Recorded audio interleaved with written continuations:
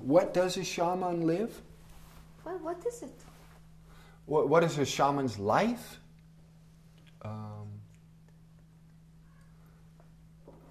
It's an ordinary life like anybody else.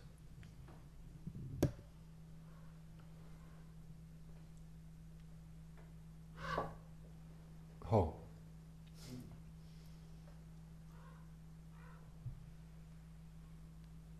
That happened for both you and I.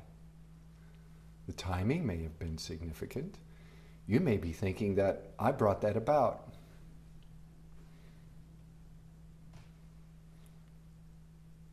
Which puts me in a position of self-importance. Did I make it happen, or did it just happen? I propose to you it just happened, and that's the magic of life. And there is no difference between a shaman or anyone else.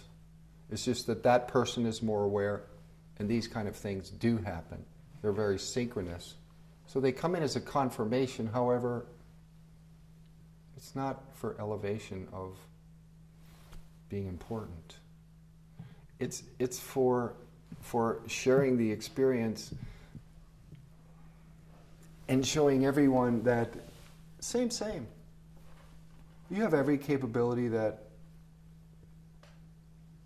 someone else has, that you may be feeling is more important than your situation. Well, maybe yes, maybe no.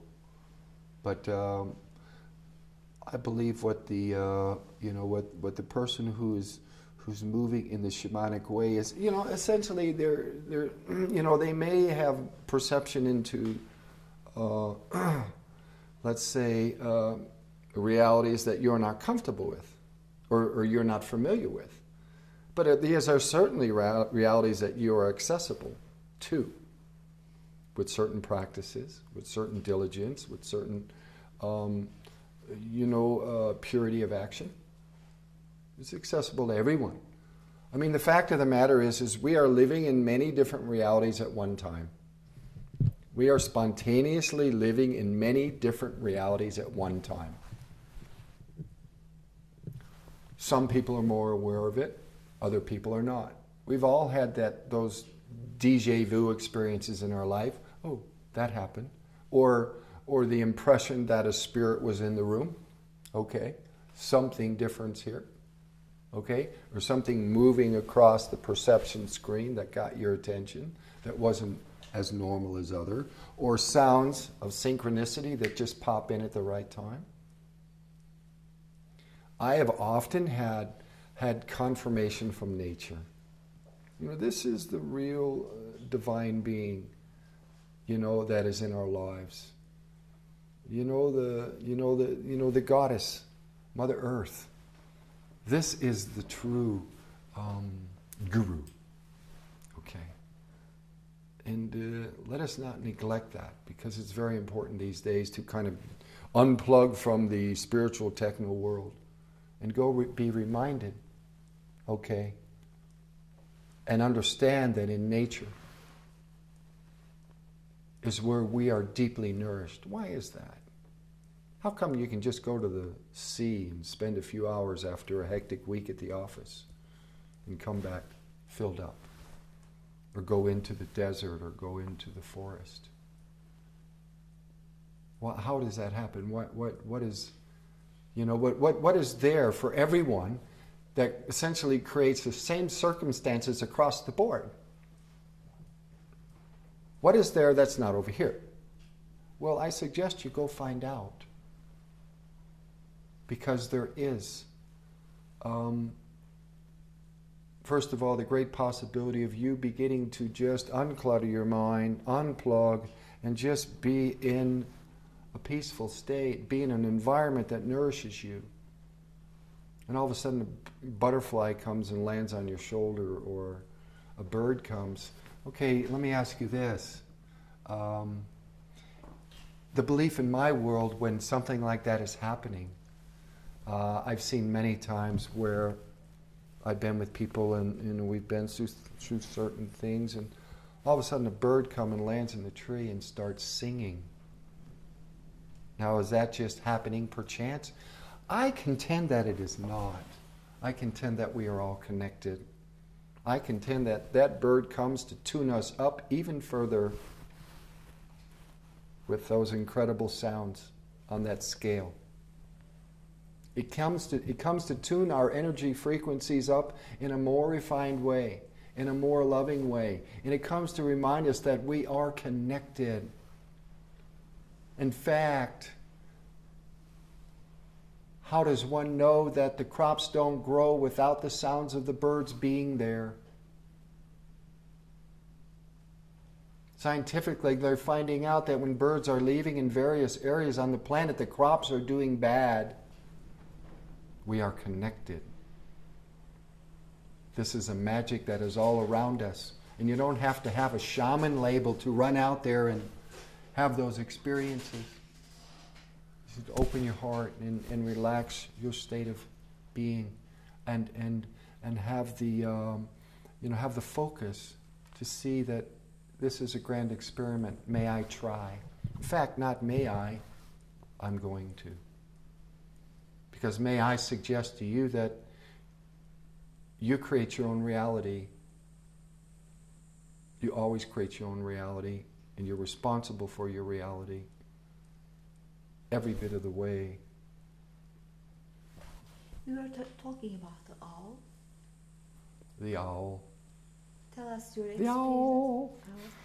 Your experience with the one on the teepee. Oh. And the folk belief. I just had a great visit the other night at a Loke's house. I was sitting there and looking out the window, and boom, this big owl came and landed on top of the teepee poles. And for me, I just stopped everything. This was a blessing. Pretty big, yeah.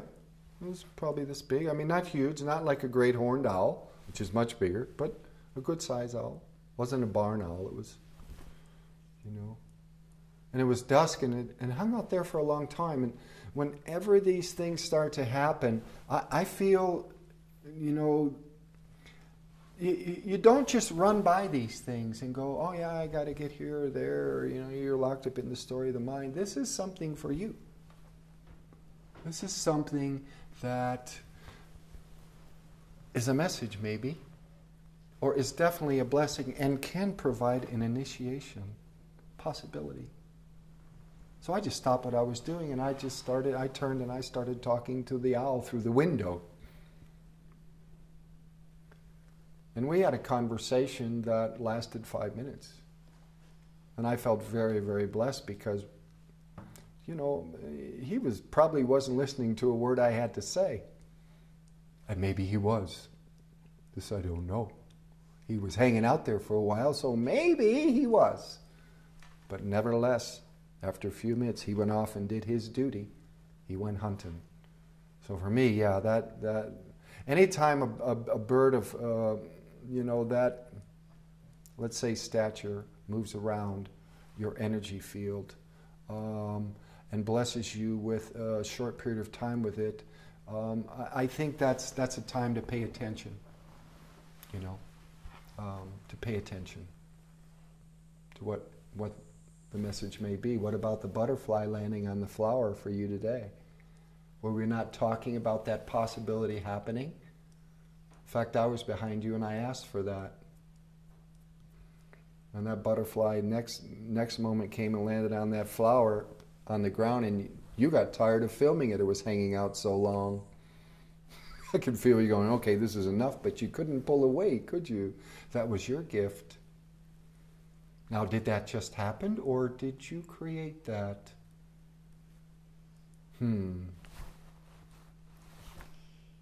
And if you did, is this not shamanic as well? There's this folklore belief. Which one? About the owls.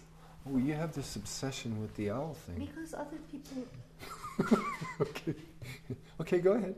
No problem. No, you said... Oh, I'm sorry. You said you were going to talk about it. I'm just reminding you. It's more your thing. I'll talk about the owls, no problem. I mean, in your country you said that there is a belief about the owls. What did you say that was? They say that there will be a death in that house. Okay. Then, okay, so that's the statement. Is there a question? And you said Native Americans. And in some cultures, it has been talked about to be a message to pay attention to. Okay? And in other words, you give it, it carries a certain importance, the appearance, in some Native American cultures, if an owl does appear. If it is exactly, okay, in this tribe, if the owl appears, it means the third born son is going to die, that I don't know. That I don't know for sure. But these, be careful, because these concepts about, certain identities of certain either humans or birds or animals, they always change from moment to moment. As soon as you put them into a certain category and say, this is what happens when that appears, you take out the magic of the moment. Now that owl that appeared for me, there was no heaviness about it. I didn't take it as, anything significant. From the standpoint of me having to watch something in my life. Is it not maybe a matter of perception? Is it not maybe a matter of what you really think about it? I would say take away the set story of what is happening and let it apply within the context of your life and go from there. Because each time we take on a certain belief form, does it not limit our choice of action? In fact, you said you wanted the butterfly to come on that. Well, I did ask for it because I saw that you were fully engaged in the desire for that to happen. But at the same time, okay, so maybe that did happen. Throughout the whole journey, I was calling for the appearance of a snake, and that never appeared. So let's not put any more importance there than what is. Okay. When we really desire something and ask for it, yeah, it comes, doesn't it? Well, I think it kind of depends on what you're asking for. But yeah, per se, I would say that, that's the same thing of saying we create our own reality. And I say for sure we create our own reality. Who else is creating it? If you're not doing it, show me who is doing it for you. Of course we're creating our own reality, and we are responsible for everything that we create in our reality, not only as an individual, but also as a species. We're not doing too well out there. And we need to become very responsible for not only thoughts, actions, and deeds. May I present to you that when we end the wars in our mind, we will end the wars on our planet. And vice versa throughout all of the other stories that are happening. So yes, we create our own reality, but that's one thing. The other thing is to be responsible for the thought form and what it's creating. And most importantly, the grace and the manner through which it's presented and given to others, given through love and kindness and compassion.